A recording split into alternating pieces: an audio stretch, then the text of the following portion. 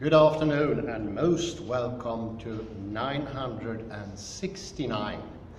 Yes, indeed, we are approaching the magnificent millennia soon.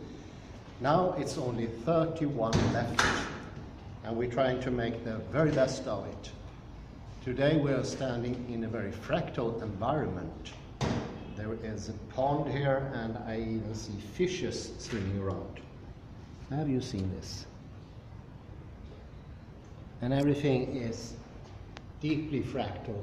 This is a copy of the Victorian glass house constructed in 1847 in London under the Victorian era. This was constructed 1878, and some of the palm trees are still standing to this day since that period. And that goes to show what sort of coherence and stability you can find in fractality. I was admiring these leaves before, and they had this odd character of having a lot of small leaves under the scale of one leaf. So here you see one leaf, and if you could look closer, you can get a little bit closer there, you will see exact copies of the same leaf. So there's a scaling going on, and you can actually see this 6 or 7 leaves as one leaf in total. And this is how it works with fractality. The complexities you find on a lower level helps to make stronger the higher levels. And that's the whole reason for ferns being constructed as they are. But also thinking. Thinking is deeply fractal, and it's made strong, directed and understandable only by getting into the fractal principle. And one of the problems here we can actually compare to the other areas we went through earlier, and that's the idea that thoughts somehow correspond to an outside world. Yes, I'm once more talking about this very persistent gestalt of the world at lost, or the perspective from nowhere, something that is to 99.99% the most common gestalt among people within education. And it looks a little bit like the idea in Tractatus of Ludwig Wittgenstein. And that's the idea that one word has only one singular meaning. And that singular meaning is somehow, without explaining, represented in the outer world. But there is no explanation whatsoever what binds the two. That's worse than magic, I would say. And nobody have been aware of this. And I think the reason for this is our lack of possibility of going back, be creative, because since everything was founded before, and everything new for some reason has to be founded on the old, there is no chance of discovering problematic situations that sort of got established in the great before.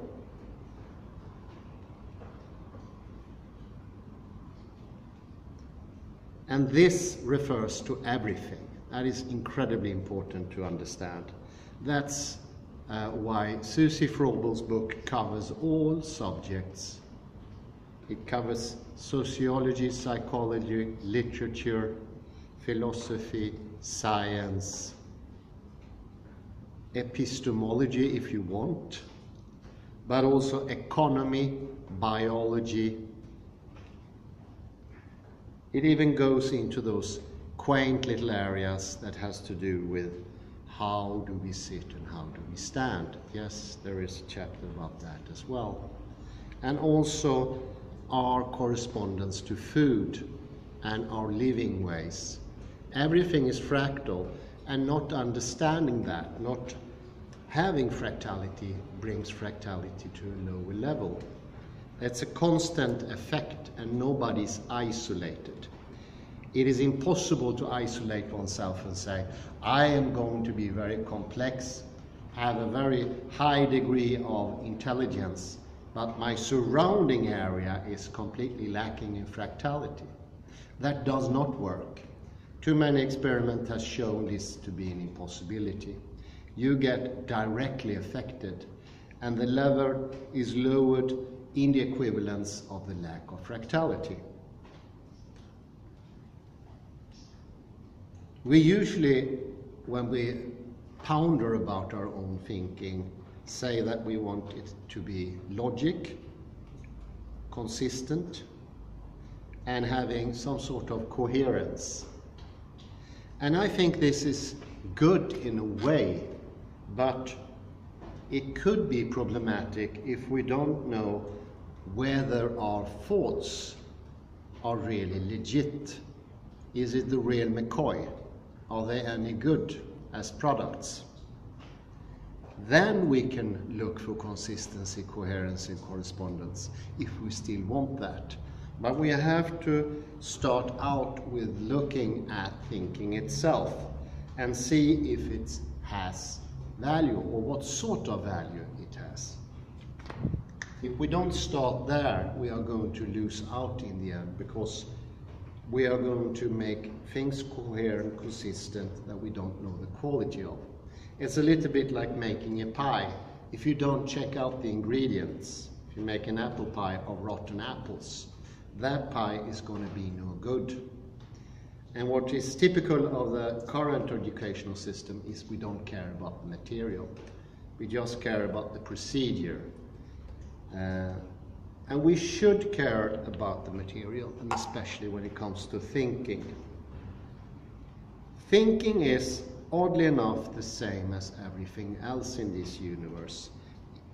In order for something to be read off, that's the expression I use, it has to be two fractal horizons that meet. Now we do no longer use this weird idea of representation, where we don't have any physical connection at all. Wittgenstein just assumed there to be a connection. He never wrote about it, because it was assumed by everyone at that stage, and nobody had made any other claim during 2,500 years. So he's excused, but that does not mean it's correct. It is extremely odd.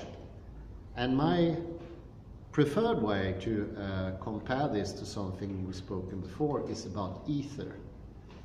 Ether was the substance that was absolutely necessary until 100 years ago, a little bit more.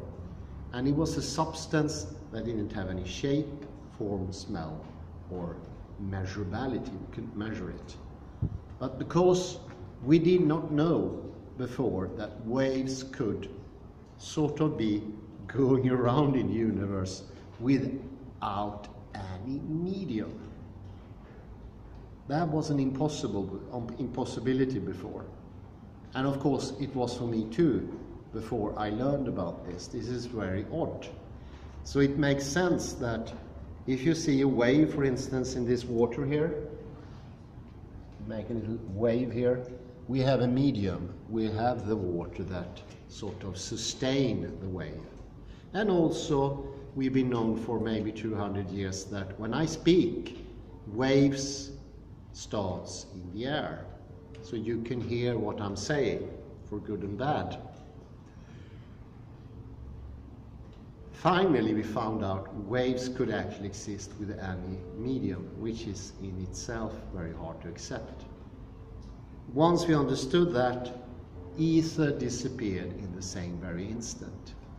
There was no other thinking possibility than having the ether. No one proposed the ether not to exist. It would have been absurd.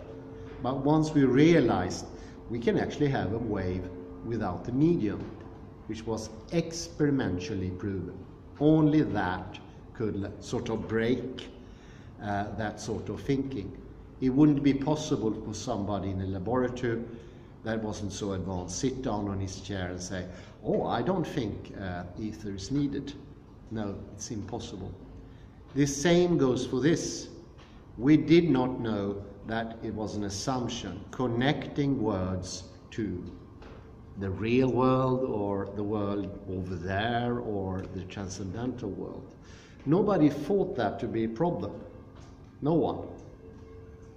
So we all subconsciously, or maybe not even at all, assume some sort of energy going between the two, or a thin line. Because in posteriority, after the fact, when I understand it, for me it's very easy now to point it out. How could they believe that absurdity? Well, it was because there were no other options, and nobody was able to ponder about something that we don't even know about. It is impossible. We need to discover it first, and that can only be done experimentally, no other way. And then we realize that can't be working. Representation, what is that? It's not the thing. So what do we have instead? We have fractality. Fractality is something of physics, and fractality can actually read off directly by being different, not being same.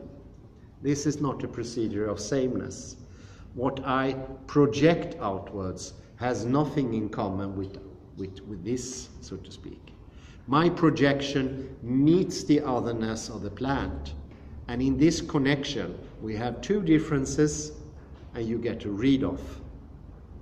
And this is the absolute fundamental to have any perception, thinking, or anything like that. Actually, which I will come into later, this is also the fundamentals to have sameness. Apart from this, there is no sameness. So even though it sounds like I was proposing sameness when I was speaking about representationalism, it doesn't work. There is no sameness and there is no difference. It's just going into a wall. You don't get anywhere. So we can conclude also our thinking is fractal, and by understanding the fractality of thinking, we can also improve our thinking. And now we can turn the direction that started 200-300 years ago of a diminishing intelligence in our society, a lack of intellectuality, a lack of knowledge, wisdom, and so forth. This has been shown so many times, and it was acutely evident already by the writing of Tractatus. Somewhere people know we are slipping down the slippery slope. And the reason for that is we're clinging on to this idea of my thinking is somewhere connected to an outer reality. The only way of reaching good thinking is that I project within my own thinking something internally. I produce something, and that is a fractality in itself, and that can read off my own thinking. So we need the two also endogenous in our own system. For it to be working, we need to do the same procedure within, as I mentioned before, we do outwardly, perception. We need to force ourselves, we need to train our senses to construct something actively. And I can only call this last thing imagery or imagination. And this is the same as creativity. This is me using my outmost mental intellectual powers to produce something that I can send within myself. And then you can have a read-off of thinking. Otherwise, you will be stranded with this idea that you passively get thinking from the outside, but you yourself will produce those thinking, because there is no connection to the outside. You, in some habitual, repetitive, boring way, construct your own thinking, and you say they come from the outside. And outside you have no connection to, because you cannot be connected to outside if you don't forcefully project outwards. That's an act of willingness. It can't be done passively, because you don't reach out with your things, you don't participate in reality.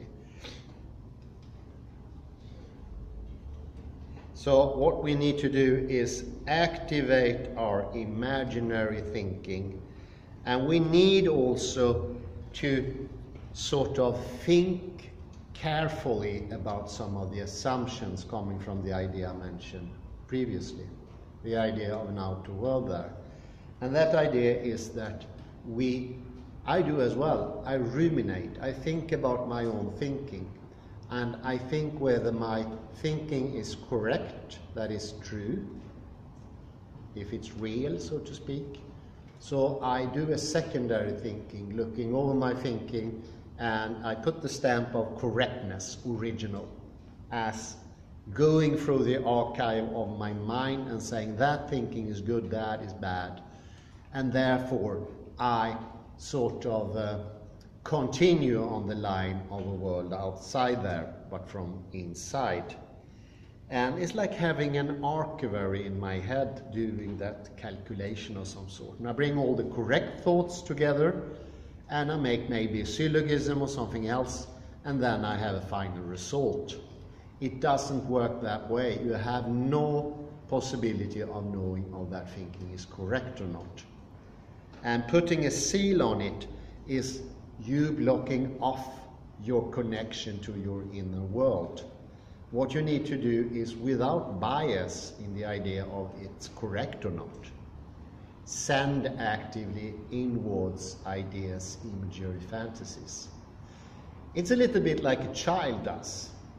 It uses his fantasy to learn, and what it's not hard to understand. What a child has in his head doesn't correspond to the world.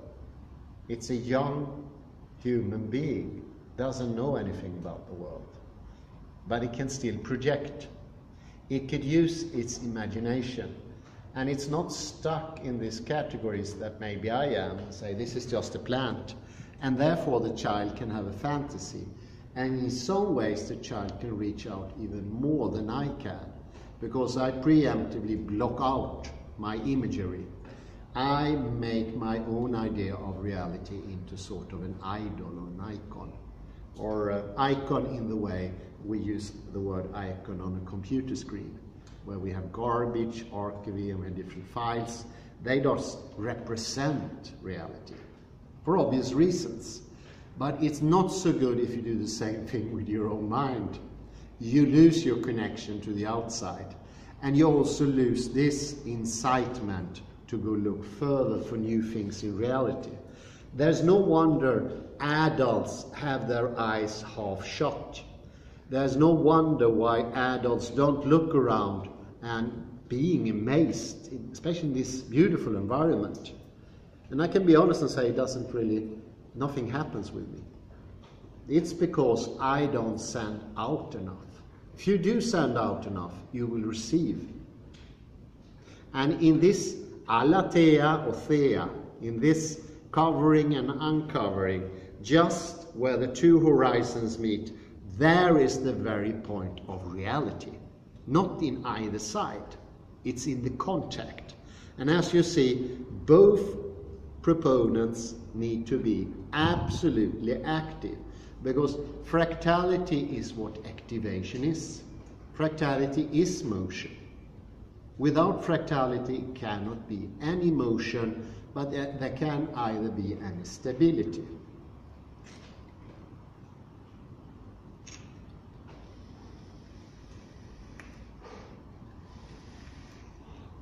Now I would say waiting for confirmation of thinking is passive.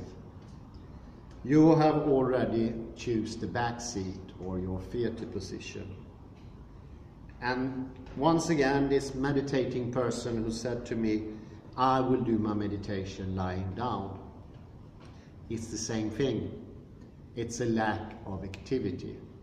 And he was even snoring, so I would say that came very close to apathy.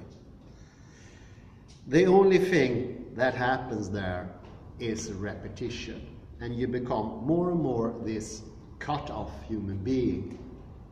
It's like you're trying to do solipsism on your own, but the world continues outside of yourself, and your goals won't be reached. I think a little repetition can come in handy here, and This I'm going to put down forcefully so it really sticks. When there is no force active doing the part on the endogenous side, there cannot be an outcome, no matter what. When it comes to thinking, perception, feeling, doing, acting, intellectualizing, analyzing, progressing, in any area, this is excluding nothing. When we do not strongly and powerfully try to imagine and send out signals to the ears, to the eyes, to our sensory organs, there will be no strong fractal horizon to meet the exogenous horizon. The only way in the universe that we can have any reality. There is no other way. And it's the difference between the complexity of the exogenous and the endogenous that is the read-off, not the sameness. It's the difference. Vive la différence. Without difference, nothing can come about. Not even sameness. Nothing. Zero. This is what Rodolphe Gachet showed when he spoke about nullification within common academics today. It's a nullification, it's a renaming process, and everything that is done is the same thing as previously, only renamed, because they are closed off system. They cannot give anything.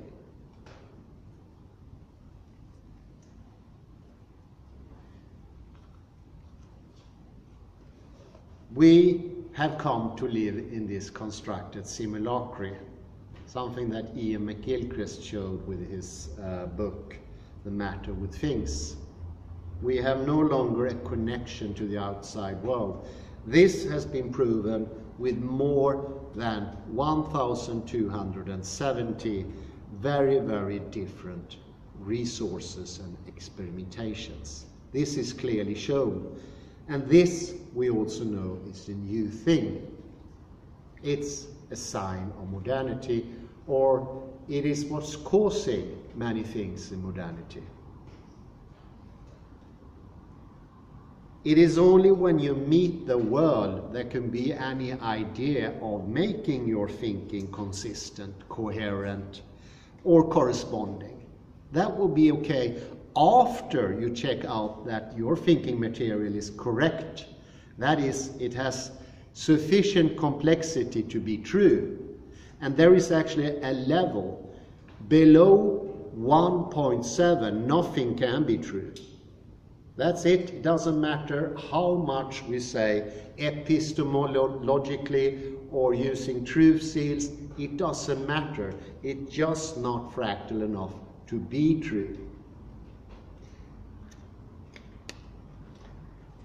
And having the seal for truth is also a passive tendency. It's the very same thing that thinking truth can make itself. And the only metaphor I can put to that is like we would say that, well, you can have some sort of harvest, but I don't want to put any seeds into the ground. Neither do I want to take care of my grounds, water them or taking away weed. No, I just want it to be there, doing nothing. Nothing is more active than our thinking, and nothing in this universe needs more taking care of, intention and training. Nothing. And I would also add to this, looking for true memories as we do in thinking, a little bit like looking for true thinking. It puts in preemptively a polarization between something that is real and that something is unreal, fantasy. And I'm afraid we learn this maybe early on, when we are told by our parents or the schooling system, I don't know, or we tell ourselves, that happened in my case actually, do make a big difference between reality and what's not real. And I somewhere in this process lost my youthful curiosity. All of a sudden, the wardrobe wasn't like a box you can enter and exit into Nangijala or some other place. And if I put a hat on myself, I thought myself to be a detective. All these things were gone somehow. And they can be sort of signal from within or from without or from some other territory. But this imagination is absolutely necessary to have any reality whatsoever. And we shouldn't, and this is something Matthias Rybing know by heart. He doesn't write about it, but it's obvious between the lines. He doesn't make any cut between real memories and unreal memories. And that's a necessity in the beginning to remember. You need to use your fantasy in the most expressive way. You need to think about dragons. He used all sorts of metaphors and actual thinking. Fire, explosions, everything that is interesting, spice up the memories so they stick. How else could they stick? They don't. You need to use your fantasy to make them stick. If we make this illicit a priori polarity, that will stop further investigation, and it will also stop the fractality. And here it becomes very interesting. There is, from a fractal vision, no difference between something that is fantasy or something is true. It is the level of complexity that tells that. A plant that doesn't have complexity, it is not untrue, it's something worse. It's a plant that's going to wither and die. The same goes with our thinking. To say that my thinking is true preemptively is absolutely surrendering to all sorts of random things. You don't know if your thinking is correct. You need to find out. There is your material for going further. And there's even such people who become completely dishonest. I met them in my academic career, so to speak. People who just make up anything, just because they don't think there is any truth. There is truth, but it doesn't work the way we used to think. So there is, of course, in modernity a sort of a disillusion. I suffer from that disillusion as well. And people like Spengler, the midterm Wittgenstein, when he got fed up with Tractatus and he had this troublesome period where he questioned everything and he went into different bouts of humor swings, he was also disillusioned, but he regained his footing. In philosophical investigations, he reached that fractality place, so to speak. He realized that there are truths. Listening to the language game shows there are truths out there and in here at the same time. And no wonder when the doctors told him, you have liver cancer, you have about 1 year, and he just smiled. Thank God this didn't happen 2 years ago. Who in modernity has said anything similar?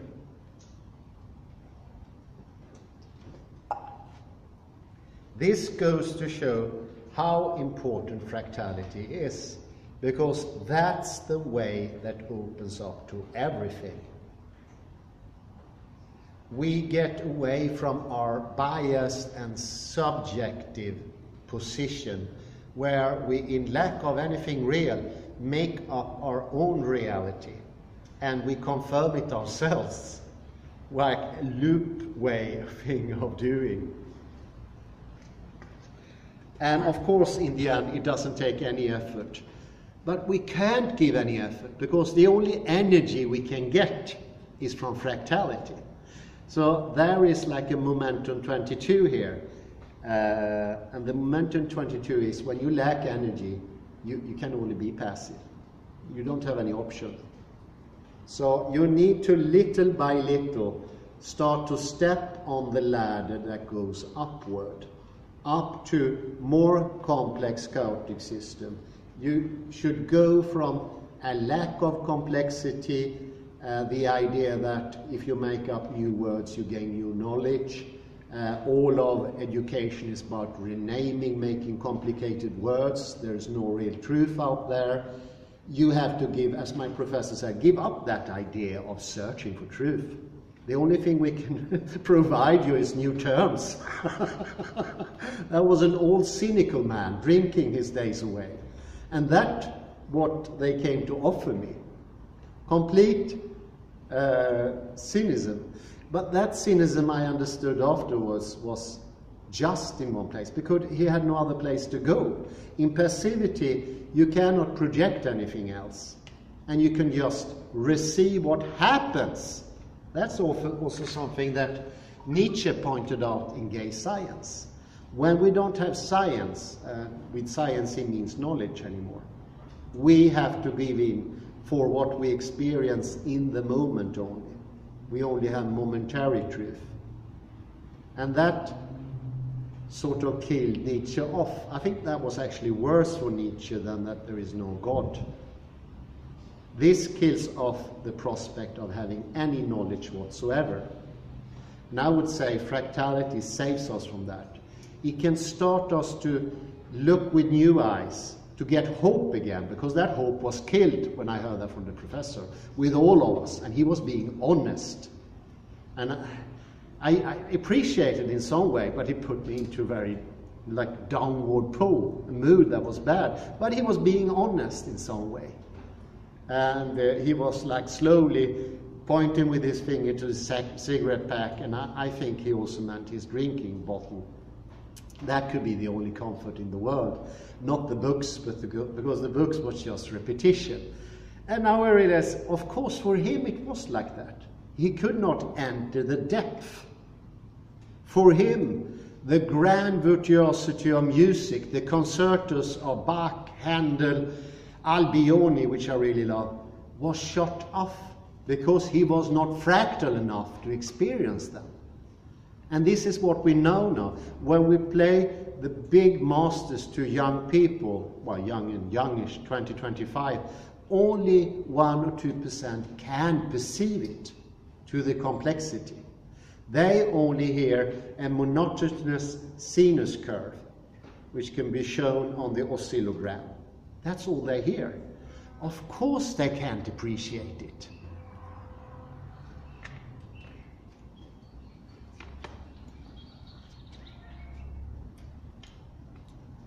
It becomes very hard to just argue for this. This is why fractality is so good, because it's from reality itself. And it shows that reality, leaves, plants, this wondrous environment is all built up of fractality. And how a plant grows is by stretching out its branches, its leaves, its endogenous fractality to the outside, and thereby taking in more nutrients. And we can compare knowledge and wisdom to those nutrients for us human beings as well. That is what we seek, knowledge. And this is what makes us healthy as well.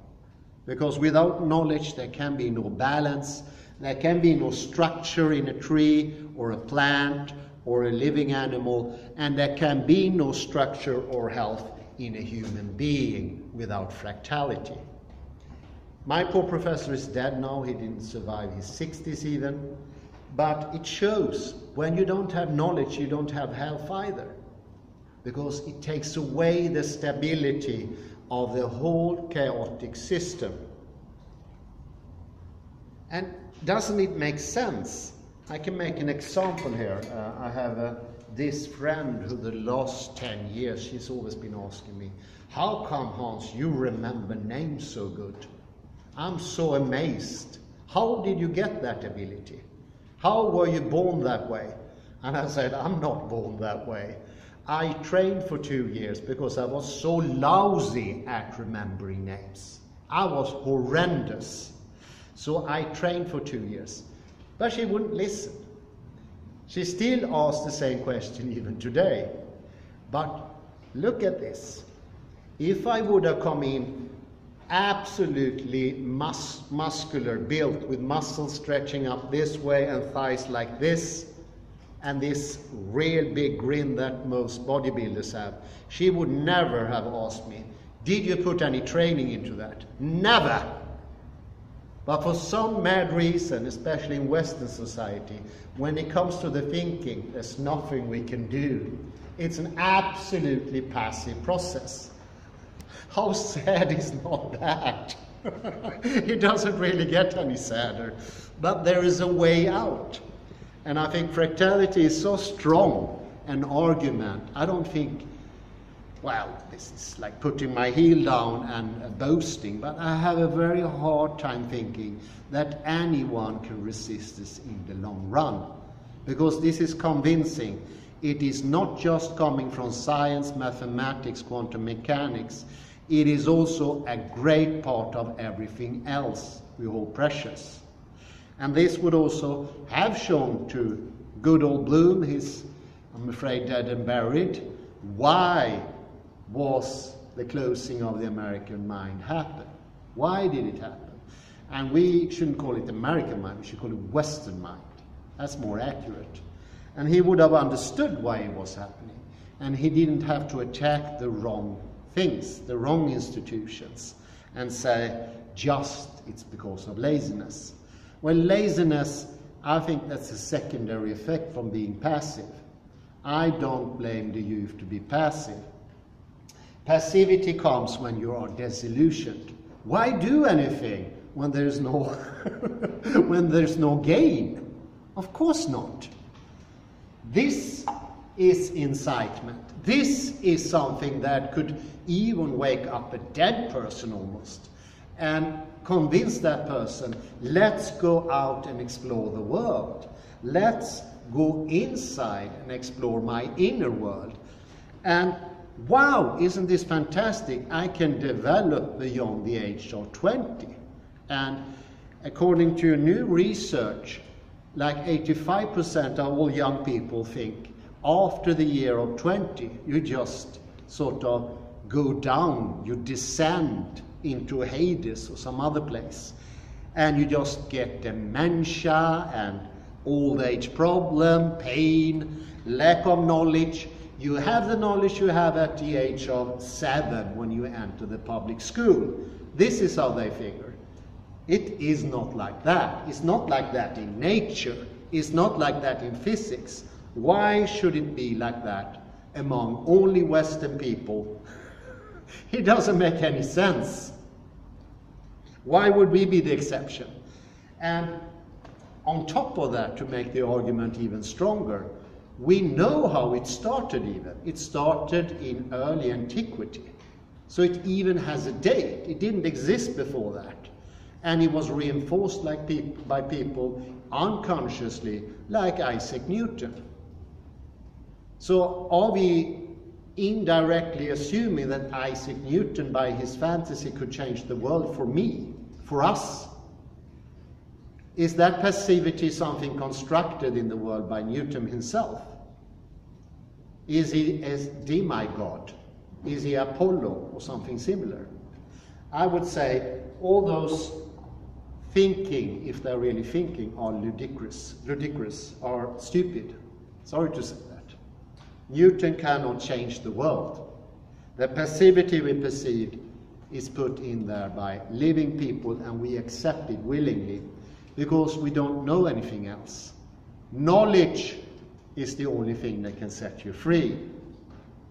Knowledge is the key that opens the door to greater complexity, where things are not just polarities that a machine could do. I think one of the worst things I heard was some woman who said, I won't bother to learn, or some language you want to learn. I think in 10 years I can just put a chip into my head, like this, chip.